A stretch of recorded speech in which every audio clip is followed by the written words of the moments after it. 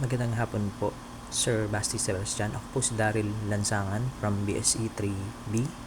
At ito ang aking final output number 3 na masasabi ko sa aking napanood tungkol sa pag-iibigan ni na Jose Rizal at Leonor Rivera ay masasabi kong may dapat sisihin sa naging relasyon nila.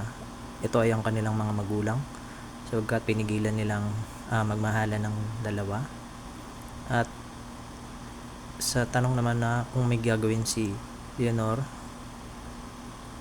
sana ipinaglaban niya si Rizal, at gayon din naman si Rizal dapat nung nalaman niya na tila parang hindi nagre-reply si Leonor Rivera sa kanyang mga sulat, sana naisipan na niyang umuwi upang alamin kung ano ba talaga ang tunay na dahilan bakit hindi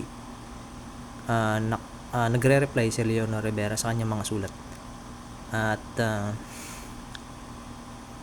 kung sa tanong naman po na masasabi bang modelo ang kanilang pag-iibigan,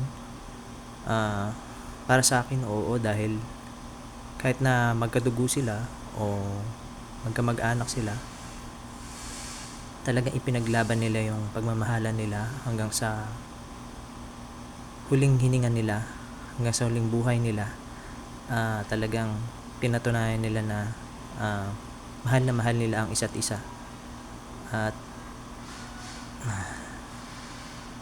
malungkot isipin na gano'n ang nangyari sa kanilang pag-iibigan, pero wala tayong magagawa. Ganun talaga ang tadhana, kailangan nating tanggapin.